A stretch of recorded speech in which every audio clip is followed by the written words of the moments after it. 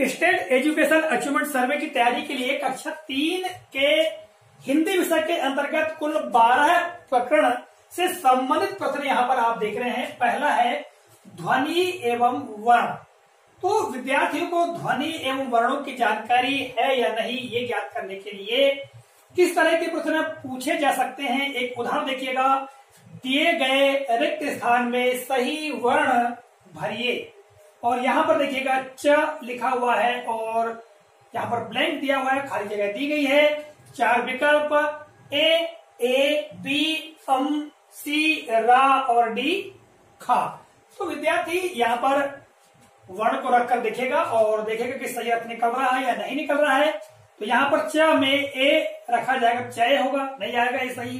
तो यहाँ पर इस तरह से एक एक विकल्प को रखकर देखेगा विद्यार्थी तो नहीं आएगा। अंत में आप देखेंगे खा अगर भरता है तो चखा, तो चखा शब्द का अर्थ निकलता है, इसलिए यहाँ पर खा आएगा। अर्थात यहाँ पर विद्यार्थी को वर्ण माला की जानकारी है, 12 कड़ी के बारे में जानता है, तो विद्यार्थी आसानी से यहाँ पर सही शब्द व जो वर्ण है उसको रख सकता है, यहाँ पर भर सकता है। दूसरा प्रकरण है संयुक्त वर्ण। विद्यार्थियों को संयुक्त वर्णों की जानकारी है या नहीं, इसकी जानकारी के लिए इस तरह के प्रश्न पूछे जा सकते हैं, जैसे कि निम्न में संयुक्त अक्षर वाला शब्द नहीं है। 4 विकल्प ए ढोलक, बी उद्योग, सी क्षमा और डी ज्ञाता। तो यहाँ पर आप देखेंगे संयुक्त वर्ण की जानकारी विद्यार्थी को है या नहीं, इस बात की परख इस तरह के प्रश्नों से होगी। यहाँ पर आप देखेंगे उत्तर होगा ए ढोलक।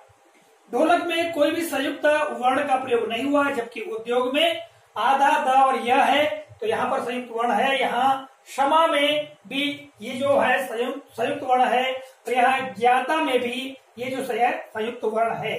तो इस तरह से संयुक्त वर्णों की जानकारी से संबंधित प्रश्न पूछे जाएंगे। तीसरा है शब्द लेखन। तो शब्द लेखन यानी शब्द की जानकारी है, या शब्द बच्चा लिख सकता है या नहीं लिख सकता, या किसी चित्र को देख करके विद्यार्थी उससे संबंधित शब्द को पहचानता है या नहीं पहचानता है, इसकी परख के लिए भी प्रश्न पूछे जा सकते हैं। जैसा कि यहाँ पर आप देख रहे हैं चित्र बना हुआ है और लिखा हुआ है दिए गए चित्र के लिए सही शब्द है। ए घोड़ा, बी कमल, सी पेड़ और डी औरत। तो यहाँ पर एक कमल का चित्र बना हुआ है, तो उत्तर भी सही होगा। ठीक है, तो यहाँ शब्द लेखन से संबंधित जानकारी पूछी जा सकती है। कोई भी चित्र दिया रहेगा और उस चित्र को क्या कहते हैं उससे संबंधित शब्द भी दिए रहेंगे और उससे सही उत्तर का चयन विद्यार्थी को करना होगा। चौथा है समान ध्वनि वाले शब्द। समान ध्वनि वाले शब्दों के बारे में भी जानकारी पूछी जा सकती है। यहाँ पर एक उदाहरण देखिएगा, माली शब्द के समान ध्वनि वाला शब्द है ए छाया, बी मीता, सी काली और डी भोला। तो बच्चों को समान ध्वनि वाले शब्दों के बारे में जानकारी अर्थात तुकांत जो शब्द है, ठीक है, ऐसे शब्दों की जानकारी है या नहीं, इस तरह से प्रश्न बनाए जा सकते हैं। तो उत्तर क्या होगा इसमें, सी काली। अगला प्रकरण है शब्दों में वर्ण अर्थात ध्वनि की संख्या, यानी कोई शब्द दिया रहेगा उसमें कितनी ध्वनियां हैं या कितने वर्ण सम्मिलित है, इससे संबंधित जानकारी पूछी जा सकती है। तो यहाँ पर देखिएगा शब्द उदाहरण दिया गया है, पनघट शब्द में कितनी ध्वनियां सम्मिलित हैं, ए 4, बी 3, सी 5 और डी 2। तो पनघट में यहाँ पर विद्यार्थियों को ध्वनि की पहचान होगी, प न घ ट, इस तरह से 4 ध्वनियां इसमें सम्मिलित हैं। अगला प्रकरण है मात्रा पहचान। तो मात्रा पहचान से संबंध में भी तरह तरह के प्रश्न पूछे जा सकते हैं। तो यहाँ पर देखिएगा मात्रा पहचान के अंतर्गत यहाँ जो शब्द दिया गया है ये प आधा सड़पड़ो स और प। शब्द के प्रथम वर्ण में कौन सी मात्रा लगाने पर सार्थक शब्द बनेगा। और यहाँ पर मात्रा दी गई है, ए की मात्रा, उ की मात्रा, ओ की मात्रा और अम की बिंदी या अनुस्वार जो है अम दिया हुआ। ठीक है, तो यहाँ पर क्या लगाने पर होगा, तो विद्यार्थी को जानकारी होगी या विद्यार्थी लगाकर देख लेगा कि किसको लगाने पर सही शब्द बन रहा है। तो यहाँ उत्तर होगा, यहाँ पर उ की मात्रा लगी तो क्या हो जाएगा, पुष्प। ठीक है, तो इस तरह से मात्रा पहचान से संबंधित प्रश्न भी पूछे जा सकते हैं। अगला जो प्रकरण है 7वां, अनुस्वार और अनुनासिक। नासिक तो इससे संबंधित प्रश्न पूछे जा सकते हैं। यहाँ एक उदाहरण देखिएगा, किस शब्द में अनुस्वार का प्रयोग गलत हुआ है। 4 विकल्प, ए खंभा, बी अंचल, सी दंड और डी पंखा। तो यहाँ पर अनुनासिक का प्रयोग होगा आंचल, इसलिए यहाँ पर भी उत्तर सही होगा। तो इस तरह से विद्यार्थी को अनुस्वार और अनुनासिक के प्रयोग से संबंधित प्रश्न बनाकर पूछे जा सकते हैं। 8वां बिंदु है अनुच्छेद पढ़ना व उत्तर देना। यहाँ एक नमूना दिया गया उदाहरण अनुच्छेद का, छोटा सा अनुच्छेद है। श्याम एक भवन में रहता है, वह भवन बहुत सुंदर है और विशाल है। श्याम के चाचा चाची भी उसी भवन में रहते हैं। ये छोटा सा हमने उदाहरण रूप एक अनुच्छेद लिया हुआ है और इसको पढ़ने के पश्चात विद्यार्थी से प्रश्न पूछे जाएंगे। जैसे प्रश्न देखिएगा, श्याम के साथ भवन में रहते हैं। ए दादा दादी, बी नाना नानी, सी मामा मामी और डी चाचा चाची। तो उत्तर क्या होगा? चाचा चाची।